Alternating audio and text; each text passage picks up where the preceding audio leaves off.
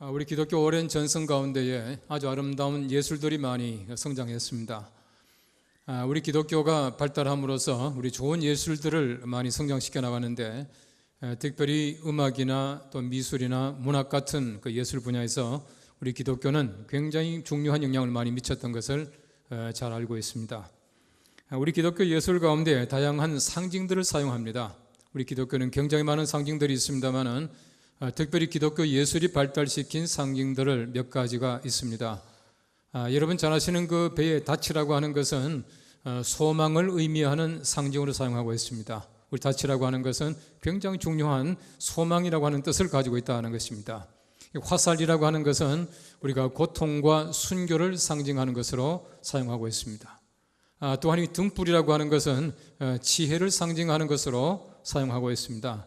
또 원이라고 하는 것은 영원성을 얘기하고 있고, 또 사각형, 이 사각형이라고 하는 것은 우리 현세에서의 인간의 존재와 삶을 얘기할 때 사각형을 쓰고 있습니다.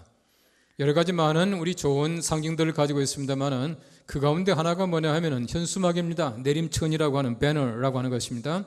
이건 굉장히 중요한 상징인데, 이것은 무슨 상징이냐 하면은 우리 박해라고 하는 상징입니다. 우리 기독교는 굉장히 많은 박해 가운데 살아간다라고 하는 것을 상징하면서 이 배너를 사용했습니다. 다시 말하면 우리 기독교의 많은 상징 가운데에 우리 박해를 상징하는 상징이 있듯이, 박해라고 하는 것은 기독교의 중요한 내용이며 기독교의 중요한 상징 가운데 하나다라고 하는 것입니다. 다시 말하면 박해 없는 기독교는 있을 수가 없습니다. 우리가 십자가를 믿고 따라간다라고 하는 것은 항상 박해가 따르게 되고, 우리가 박해 없는 면류관은 상상할 수가 없는 것입니다. 그러므로 우리 박해라고 하는 것은 항상 우리에게 있을 수 있다라고 생각하시면서 우리 박해를 잘 견뎌나갈 수 있게 되기를 바랍니다. 우리 예수 믿는 많은 불편함이 있습니다. 우리가 직접적인 박해가 없다고 하더라도 우리의 삶에서의 좀 불편함, 이런 모든 것들이 십자가로 말미암은 것이라면 넉넉하게 이길 수 있으리라 생각되어지는 것입니다. 우리 예수님의 많은 말씀 가운데서 산상보훈은 정말 주옥 같은 말씀이에요. 산상보훈이야말로 우리 예수 믿지 않은 사람들도 많이 읽고 있고 많이 인용하는 말씀인데, 우리가 팔복 가운데 보면은 제일 마지막 복이 뭐냐 하면은 마태복음 5장 10절 말씀에 말합니다. 의를 위하여 박해를 받는 자는 복이 있나니 천국의 저들의 것임이라 말씀하고 있어요. 의를 위하여 박해받는 것, 이것이야말로 복이다라고 말씀하고 있습니다. 다시 말하면 박해라고 하는 것은 우리에게 주시는 하나님의 복입니다. 고통이 아니라고 하는 말씀을 해주고 있는 것이에요. 여러분 성경 말씀 보시면 팔복을 다 말씀하신 다음에 결론적인 말씀을 11절과 12절 말씀에 말씀하고 있습니다. 11절 말씀, 12절 말씀 이렇게 말합니다.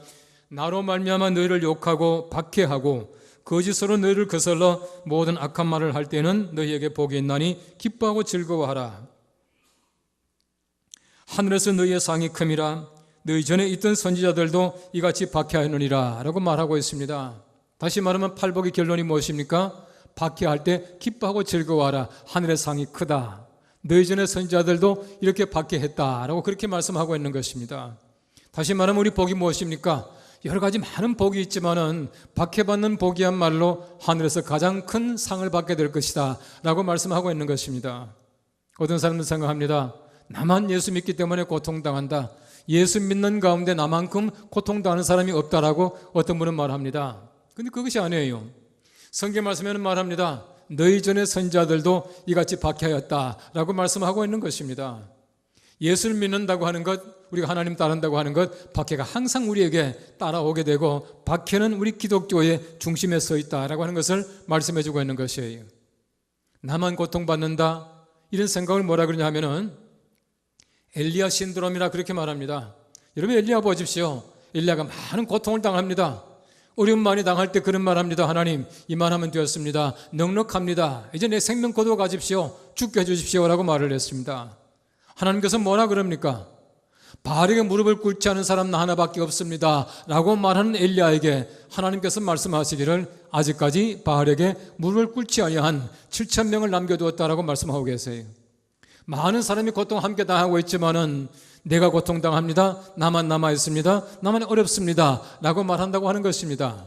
박해라고 하는 것은 예수 믿는 모든 사람들이 다 가지고 있다라고 하는 것을 얘기해 주고 있는 것입니다. 2세기에 디오그네토스라고 하는 사람이 쓴 서신이 지금까지 남아있습니다. 편지가 남아있는데 그 편지에 이렇게 말합니다. 성도들은 모든 사람을 사랑했지만 사람들로부터 박해를 받았다. 그들은 학대당했지만 학대하는 사람들을 축복했다. 처벌받는 가운데 새 생명을 얻고 기뻐했다 라고 말하고 있습니다. 예나 지금이나 마찬가지입니다. 이런 박해의 결과가 기쁨이에요. 수많은 박해가 있지만 항상 마음속에 기뻐합니다. 왜 기뻐합니까? 박해 속에 하나님이 내게 주시는 기쁨이 있기 때문에 우리는 기뻐할 수밖에 없는 것이에요. 예수님 당시에 보십시오. 예수님께서는 70명을 따로 뽑았습니다. 둘씩 짝을 지었습니다. 전도로 보냈습니다. 여러분이 그 당시에 전도한다는 것이 얼마나 어렵겠습니까? 예수님도 돌로 치려고 하던 사람들인데 얼마나 어려웠겠습니까? 아마 많은 박해를 받았을 겁니다. 고통 많이 받았을 것이에요. 성경 말씀 말합니다. 그들이 기뻐 돌아와 그렇게 말하고 있습니다. 기쁨으로 돌아왔습니다. 얼마나 많은 고통 당했겠습니까? 그 고통 당한 가운데서 그들이 느끼는 것은 슬픔이 아니라 괴로움이 아니라 기쁨이었다 말하고 있는 것이에요. 이것이 바로 예수 믿는 기쁨입니다. 십자가로 말미암아 내가 당하는 기쁨이라고 하는 것이에요. 십자가는 항상 우리들에게 결과적으로 기쁨을 주신다는 얘기입니다. 여러분 제3세기에 보면은 로마 인구 전체의 10%가 예수 믿는 사람들이었답니다. 그렇게 많은 고통 가운데서 예수 믿는 사람들이 점점 늘어나는 것이에요.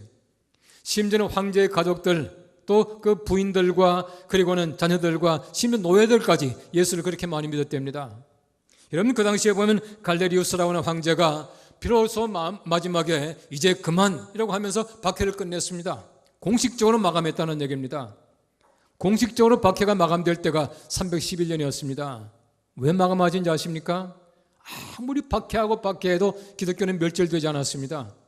아무리 예수 믿는 사람들을 화형을 시키고 사다의밥이 되게 하고 죽여도 기독교인들은 점점 늘어났습니다. 할 수 없이 이제 그만 박해라고 말하면서 기독교를 공인했다는 것이에요. 이때가 311년이었습니다. 그때까지 얼마나 많은 박해가 있었습니까? 수많은 박해 가운데도 기독교는 멸절되지 아니하고 기독교인들은 사라지지 아니하고 지금까지 살아있다는 얘기입니다. 이것이 바로 십자가의 힘입니다. 예수 그리스도의 복음의 힘이라고 하는 것이 바로 그렇다는 얘기입니다. 디모데후서 3장 12절 말씀 말합니다. 무릇 그리스도 예수 안에서 경건하게 살고자 하는 자는 박해를 받으리라. 예나 지금이나 마찬가지입니다. 경건하게 살고자 하면 박해를 받습니다. 내가 조금 더 내가 믿음으로 살기를 원한다면 항상 내가 고통이 따르게 됩니다. 내가 좀 더 예수 믿는 사람처럼 살게 되면 불편함이 따르게 돼요. 이 모든 것 전부 다가 하나님께서 우리에게 주시는 은총인 줄로 믿으시기 바랍니다. 우리 십자가 그 박해를 피하지 말고 십자가의 은혜를 풍성하게 누리며 살아가는 우리가 될 수 있기를 간절히 바랍니다. 오늘 성경 말씀 첫째는 말합니다. 할례를 받는 것은 육체의 모양을 내려 함입니다 라고 말하고 있습니다. 오늘 성경 갈라디아서 6장 12절 상반절을 보십시오. 무릇 육체의 모양을 내려 하는 자들이 억지로 너희에게 할례를 받게 함은 이라고 말하고 있습니다. 육체의 모양을 내게 하기 위해서 억지로 할례 받게 했다 말합니다. 왜 그랬습니까? 십자가의 박해를 피하기 위하여 모양으로 할례 받았다 그렇게 말하고 있습니다. 중심이 아니었습니다. 하나님과 사람과의 언약과의 관계입니다. 하나님의 언약의 표시인 할례를 그들이 하나님 모양으로 만들어버렸다 그렇게 말하고 있는 것이에요. 율법주의자들이 얼마나 큰 죄를 범하고 있는지 모릅니다. 얼마나 그들이 기회주의적으로 욕심으로 할례를 베푸는지 모른다는 얘기입니다. 이것을 바로 바울이 책망하고 있는 것이에요. 오늘 성경 말씀에 모양을 낸다는 말이 있습니다. 모양을 내려라고 하는 말이 있어요. 이 말은 헬라 말로 유프로소 페사이라고 하는 말입니다. 이 말은 무슨 말이냐 하면은 좋은 모양을 낸다, 겉모습만 번지르하게 만든다는 뜻이에요. 알맹이 없습니다. 내면이 없습니다. 겉모습만 번지르하게 표를 내는 것을 성경 말씀이 이렇게 가르치고 있어요. 여러분 할례가 겉모습입니까? 의미 없는 할례라고 하는 것은 아무것도 아닙니다. 오히려 괜히 고통만 당하는 것이에요. 하나님께서 내게 주신 할례는 언약입니다. 하나님과 약속입니다. 이 약속을 그냥 모양으로만 냈다는 뜻입니다. 우리 세례가 마찬가지입니다. 우리 성찬이 마찬가지입니다. 교회 직분이 마찬가지예요. 어떤 것도 우리 계급장이 아닙니다. 우리 액세서리가 아니에요. 내가 세례 받았습니다. 내가 성찬에 참여합니다.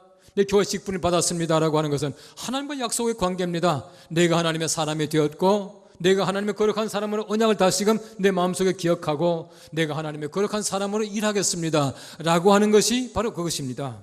그렇지 못하고 형식만 가지는 것은 결코 아름다운 것이 아니라고 하는 얘기예요. 지금까지 역사적으로 보십시오. 항상 보면은 의식만 가지고 모양만 가지고 살아가던 시대는 교회가 쇠퇴했습니다. 그리스도인들이 멸망받았습니다. 교회가 얼마나 부패했는지 모릅니다. 역사가 말하고 있습니다. 지금도 마찬가지예요. 의식만 가지고 살아가는 교인들 교회는 항상 부패합니다. 그리고 항상 사회에 폐를 끼치게 되어 있습니다. 가장 의식이 발달한 교회가 정교회거든요. 동방교회입니다. 제가 볼 때는 그 가운데도 러시아 정교회가 가장 의식을 이게 잘 만들고 강조하는 것 같아요. 러시아 가보십시오. 옛날에 정교회 사제들이 입던 그 사제들의 제복이라든지 성경이라든지 모든 것 보시면은 얼마나 화려한지 모릅니다. 아주 돈으로 아주 치장을 했어요. 제가 한번 가보니까 이 사제들이 그 예배를 할 때 입는 가운 있지 않습니까? 이런 가운이죠. 가운데 얼마나 화려하고 복잡한지 몰라요. 얼마나 많은 보석을 붙였는지 모릅니다. 얼마나 무겁게 만드는지 몰라요. 여러분 그 가운 하나의 무게가 40kg이 넘어요. 그리고 어떻게 2시간씩 예배 인도했는지 모르겠어요. 예배는 다 하고 나면 아무 주저앉을 것 같아. 그런데 보십시오. 화려하게 만드는 것이 가치 있다고 생각했거든요. 지난번에 말씀드렸지만 성경책도 성경의 내용이 아니라 이 껍데기, 이 포장을 얼마나 화려하게 했는지 성경 하나가 자그마한 다이아몬드를 1500개를 박아놓은 성경이 있어요. 성경 말씀이 얼마나 좋은 보석입니까? 하나님 말씀이 보석이 아니라 아주 이게 포장이 껍데기가 아주 보석이에요. 바로 그랬습니다. 그때 종교가 어땠습니까? 러시아 정교회가 어떻게 했습니까? 정치와 야합을 합니다. 이념에 굴복을 합니다. 그 러시아 정교회가 한참 번성할 때에 러시아에서 1917년도에 러시아 혁명, 볼셰비키 혁명이 일어납니다. 다시 말하면 부패한 교회 모습을 말하고 있다는 것이에요. 어떤 것도 모양이 목적이 아닙니다. 하나님이 사람 만드실 때 보십시오. 얼마나 아름답게 만드셨는지 몰라요. 참 사람이야말로 하나님 만드신 가운데 가장 아름다운 피조물이 사람 아닙니까? 너무너무 멋있어요. 여러분 다비드상 같은 거 보십시오. 그 남자의 몸이 얼마나 멋있습니까? 비너스 보십시오. 얼마나 그 여자의 몸이 멋있습니까? 너무너무 아름답게 만드신 것이 하나님께서 만드신 사람의 모양이에요. 모양. 근데 그 모양이 사람입니까? 하나님께서는 그 모양에다가 하나님의 생기를 불어넣으시니 사람이 생명이 되었다. 진짜 사람이 되었다 말하고 있는 것이에요. 모양만 가지면 반쪽입니다. 반쪽이 아니죠. 반쪽은 없는 것이나 마찬가지예요. 우리 세대가 마찬가지입니다. 우리 모든 의식이 마찬가지입니다.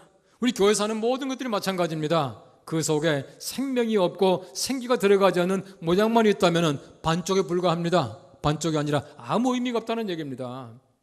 할례도 마찬가지였습니다. 우리 세례가 마찬가지입니다. 모양만 가지고 있는 할례나 세례는 아무것도 아니라고 하는 얘기입니다. 예수님께서 무엇 때문에 바리새인들 책망하십니까? 그들은 형식은 그럴듯했습니다. 그런데 알맹이가 없었어요. 여러분 잘 보십시오. 바리새인들에게 필요한 것이 무엇입니까? 문자적으로 살아가는 것입니다. 기도 내용이 문제가 아닙니다. 하루에 3번 시간 맞춰서 기도했다. 이것으로 만족했다는 얘기입니다. 하나님 말씀의 내용이 무엇인지를 상관하지 않습니다. 말씀대로만 하면 됩니다. 이것이 바로 바리새인들의 책망받는 모습이었습니다. 왜 외식하는 자입니까? 왜 회칠한 무덤입니까?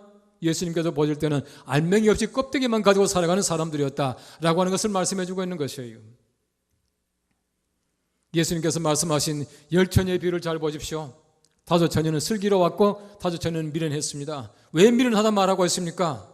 등잔은 가지고 있지만 기름을 채우지 않았어요.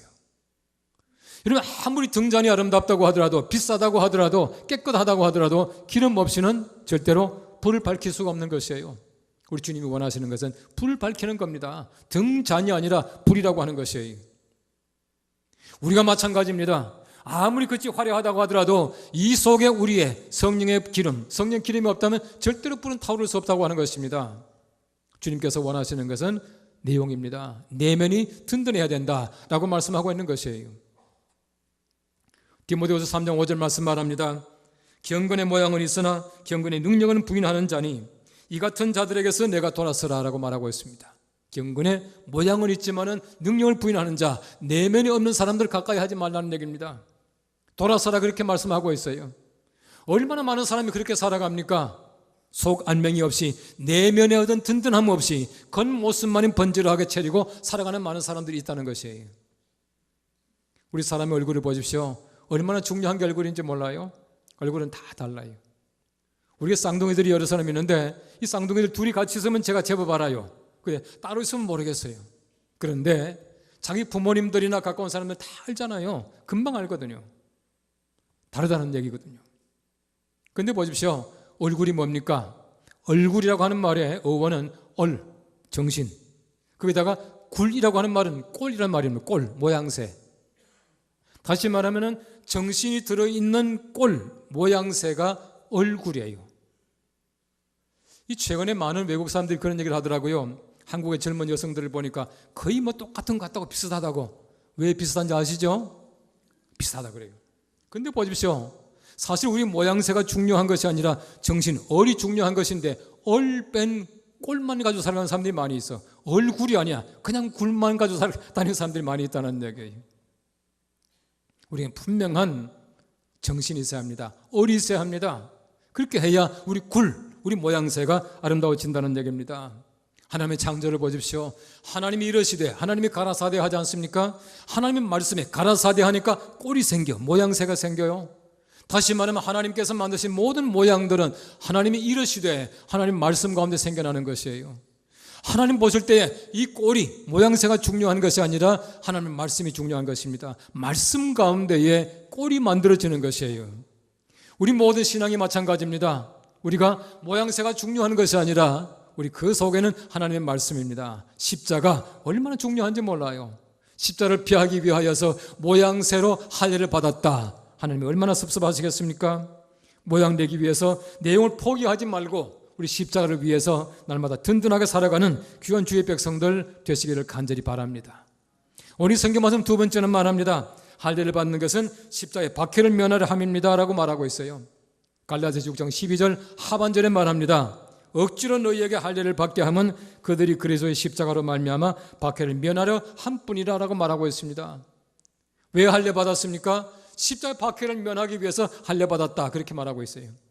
십자가가 박해를 주기 때문에 할례 받으면 십자가를 멀리하게 됩니다. 멀리하게 되면 박해를 받지 않습니다. 그래서 할례를 받았다는 것이에요. 성경 말씀 보십시오. 우리 예수님 할례 필요합니까? 예수님께서는 하나님이셔요. 그러나 인간으로 이 땅에 오셨기 때문에 예수님께서 할례 받으신 흔적이 나옵니다. 누가복음 6장 21절 말씀 말합니다. 할례할 8일이 되어 그 이름을 예수라 하니라고 말하고 있어요. 이러면 사도 바울의 아들 같은 제자가 있습니다. 디모데라고 하는 제자예요. 이러면 사도 바울이 이 디모데에게 할례를 베푸는 장면이 나옵니다. 사도행전 16장 3절 말씀 말합니다. 바울이 그를 데리고 떠나고자 할새 그 지역에는 유대인으로 말미암아 그를 데려다가 할례를 행하니 이는 사람들이 그의 아버지는 헬라인인 줄 다 알미르라 말씀하고 있습니다. 그의 아버지가 헬라인이에요. 헬라인이기 때문에 할례 안 받았다라고 말할까 봐 디모데가 할례를 받았다는 얘기입니다. 억지로 받았습니까? 아니에요. 보이기 위해서 받았습니까? 아닙니다. 십자가의 박해를 피하기 위해서 받았습니까? 그것이 아니었습니다. 오히려 유대 사람들에게 전도하기 위하여 할례를 받았다 그렇게 말하고 있어요. 오히려 십자가를 지기 위해서 할례 받았다라고 말하고 있는 것입니다. 우리가 때때로 보시면은 할례가 잠시 동안에 박해를 피하기 위하여 받았다, 도구로 사용했다는 얘기입니다. 그럴 때가 얼마나 많은지 몰라요. 잠시 동안에 박해를 피하기 위하여 딴 길로 가다가 오히려 더 어려운 일을 당하는 사람들이 얼마나 많은지 몰라요. 이런 보십시오. 우리가 세례받는다고 하는 것이 마찬가지입니다. 우리 누구에게 보이기 위한 것이 아닙니다. 다시 말하면 우리가 어떤 계급장이나 액세서리를 받는 것이 아니라고 하는 말입니다. 세례받는 것은 정말 하나님의 거룩한 사람 되었다라고 하는 것을 말씀해 주고 있는 것이에요. 유대 사람들이 왜 십자가를 부인했습니까? 왜 박해했습니까? 십자가를 인정한다면 자기의 죄를 회개해야 해요. 또 한 가지 아주 중요한 이유가 있습니다. 십자가를 인정한다면 십자가에 못 박히신 예수 그리스도를 인정해야 합니다. 다시 말하면 그들이 십자가에 못 박은 것을 잘못했다라고 시인해야 된다는 얘기입니다. 그러면 유대 사람들은 절대로 십자가를 인정하지 못합니다. 절대 인정하지 못하는 것이 십자가예요. 그래서 박해하는 것입니다.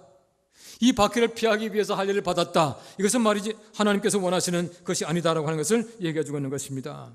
세상의 수많은 사람들은 일시적인 고통을 면하기 위해서 딴 길로 가는 사람들이 얼마나 많은지 몰라요. 여러분 성경 말씀 보십시오. 잠시 동안의 광야에서의 고통을 피하기 위해서 애굽으로 돌아가려고 하고 돌아간 사람들이 얼마나 많습니까? 그들이 돌아감으로 말미암아 구원에서 멀어진 것을 성경 말씀이 가르치고 있는 것입니다. 때때로 사람들은 세상에서 내가 박해를 받지 않기 위해서 우리 세상 사람들과 흔히 말하는 그 부한 외동하며 살아가는 사람들이 참 많이 있어요. 우리는 절대로 그럴 수 없습니다. 내가 박해를 받지만은 예수 그리스도의 십자가 이것과 함께 살아갈 때에 십자가가 우리들에게 든든한 하나님의 은총이 된다는 사실을 꼭 믿으시길 바랍니다. 여러분 잠시 동안의 고통을 피하는 것이 아닙니다. 성경 말씀 보십시오. 바울이 탄 배도 마찬가지였습니다. 잠시 동안의 고통을 피하기 위해서 항해를 결행을 했습니다. 항해하다가 더 큰 폭풍을 만납니다. 유라굴로라고 하는 큰 폭풍을 만나가지고 배가 다 깨어지지 않습니까? 고통을 얼마나 많이 당했습니까? 잠시 동안의 박해를 피하기 위해서 할례를 받는다? 하나님이 절대로 원하시는 것이 아닙니다. 박해 가운데는 하나님의 은총이 숨어 있다고 하는 것이에요. 여러분 성경 말씀의 믿음의 사람 모세를 보십시오. 히브리서 11장 말씀에 이렇게 말하고 있습니다. 믿음으로 모세는 장성하여 바로의 공주의 아들이라 칭함받기를 거절했다 말하고 있습니다. 얼마나 대단한 믿음이었습니까? 25절 말씀 말합니다. 도리어 하나님의 백성과 함께 고난받기를 잠시 죄악의 낙을 누리는 것보다 더 좋아했다 말하고 있어요. 26절 말씀에는 말합니다. 그리스도를 위하여 받는 수모를 애굽의 모든 보화보다 더 큰 재물로 여겼으니 이는 상 주심을 바라봄이라 라고 말하고 있습니다. 세상에서 고난당하는 것을 기뻐했습니다. 왜 그렇습니까? 하나님의 거룩하신 나라에서 보화가 있습니다. 상이 있습니다. 박해 때문에 받는 상이 얼마나 큰지 몰라요. 이 상 때문에 세상에서 고통당하는 것을 기뻐하며 살아간다. 그렇게 말하고 있는 것입니다. 그것이 얼마나 큰 낙인지 모릅니다. 영국의 허더슨 연구소라고 하는 연구소에서 이렇게 말하고 있습니다. 지금도 유럽과 전 세계에서는 엄청나게 예수 믿는 사람들이 많은 박해를 받아요. 우리나라가 편안하게 예수를 믿다 보니까 순교 없는 것 같죠? 전 세계에서 그 연구소의 발표를 보면은 한 해에 15만 9천 명 정도가 순교를 당한다 그렇게 말하고 있습니다. 16만 명 가까운 사람들이 지금도 예수 그리스도의 이름 때문에 십자가 때문에 순교를 당한다는 얘기예요. 2억 명 내지 2억 5천 명 정도가 육체적으로 정신적으로 예수 믿는 것 때문에 고통을 당하고 있습니다. 4억 명 정도가 예수를 제대로 못 믿고 있습니다. 엄청난 고통을 많이 당하고 있어요. 그런데 보십시오. 박해라고 하는 것은 지금도 마찬가지로 계속되고 있습니다. 십자가로 말미암아 받는 고통이 얼마나 크고 얼마나 지금도 계속되는지 몰라요. 그런데 이 박해라고 하는 것은 절대로 두려워할 것이 못 됩니다. 하나님께서 우리에게 주시는 축복이라고 하는 사실을 얘기해 주고 있는 것입니다. 베드로전서 3장 14절 말씀 말합니다. 그러나 의를 위하여 고난받으면 복이 있는 자니 그들이 두려워하는 것을 두려워하지 말며 근심하지 말고 라고 말하고 있습니다. 왜 근심하지 맙니까? 왜 두려워하지 맙니까? 그 속에 하나님의 그러한 은총이 있다는 사실을 말씀해 주고 있는 것이에요. 지금도 기독교를 박해하는 나라가 많이 있습니다. 북한, 사우디아라비아 등등 얼마나 많은 나라들이 기독교를 박해하는지 몰라요. 우리가 중요한 것은 그 박해 가운데서 하나님의 은총이 있다는 얘기입니다. 박해를 피하기 위하여 잠시 동안의 박해를 피하기 위하여 우리가 겉모습만 가질 수는 없다는 것입니다. 모양새만 내는 그리스도인들이 아니에요. 가장 중요한 것은 박해의 원인과 박해의 결과를 아는 것입니다. CJ 마한이라고 하는 사람이 말했습니다. 오늘날 미국 복음주의가 당면한 가장 큰 도전은 세상의 박해가 아니라 세상의 유혹이다라고 말을 했습니다. 박해가 무엇인가, 왜 오는가, 결과가 무엇인가 아는 사람들은 박해가 아닙니다. 언제나 십자가는 굉장히 무서운 것이었습니다. 세상에 가장 악한 사람이 십자가로 말미암아 구원받게 할 수 있는 십자가는 무서운 것이에요. 여러분 세상의 모든 사람들이 예수 믿는 사람들이 십자가로 말미암아 박해를 받을 수 있는 십자가는 무서운 것입니다. 그런데 이 무서운 십자가 우리들에게는 기쁨의 십자가예요. 우리들에게는 하나님의 은총입니다. 내가 십자가의 박해를 피하기 위하여 잠시 동안의 영광을 위하여 모양새만 갖추는 그리스도인이 아니라 예수 그리스도의 십자가를 내가 함께 지고 십자가의 박해와 더불어서 영원한 상급을 기대하며 살아갈 수 있는 내면이 든든한 하나님의 사람들 다 되시기를 간절히 바랍니다. 기도하겠습니다.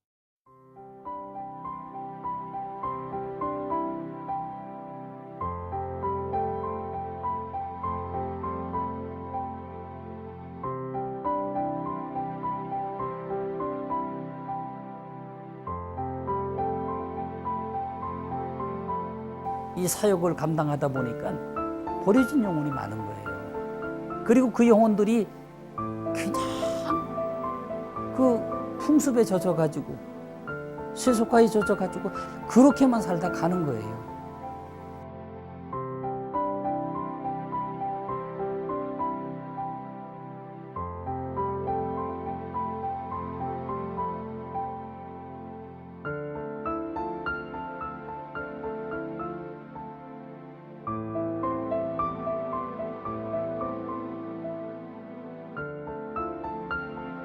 그냥 힘들다고 표현할 정도가 아니라 진짜 죽기를 각오하고 했죠. 거의 하루도 안 쉬고. 그러니까 주일날도 예배 마침 또 일하는 거예요. 우리 집사람 표현대로 쓰러지기 직전이었었어요.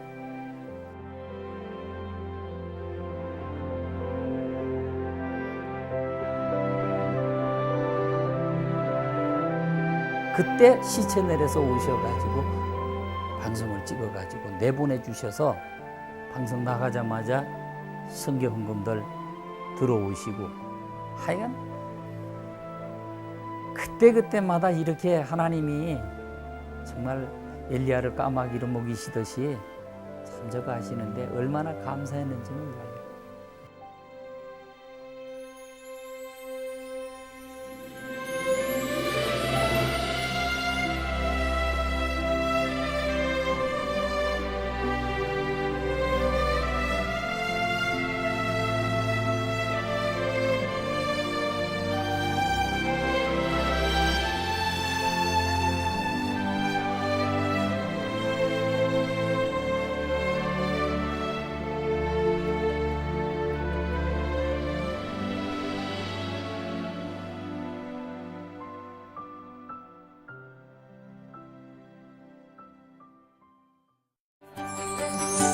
Next.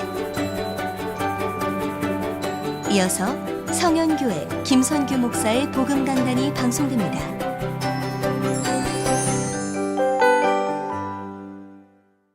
생명을 살리는 기업 라파플러스, 건강기능식품, 유기농 화장품 전문기업 라파플러스는 순수합니다. 품질 가격 면에서 거품이 없습니다. 가족의 소중한 건강을 라파플러스가 지켜드리겠습니다. USDA 인증 알로에로 만든 순수 유기농 화장품 라파플러스, 당신의 피부의 아름다움을 선사해드리겠습니다. 이젠 기록백화점에서 만나볼 수 있습니다. 생명을 살리는 기업 라파플러스. 대한예수구장로회 고신총회가 신임 총회장으로 주준태 목사를 선출했습니다. 기독교 한국침례회도 정기총회를 통해 김대현 신임 총회장을 선출했습니다. WCC 제10차 부산총회 성공 개최를 위해 군 유관기관들이 협력을 약속했습니다. 9시 40분 뉴스에서 뵙겠습니다.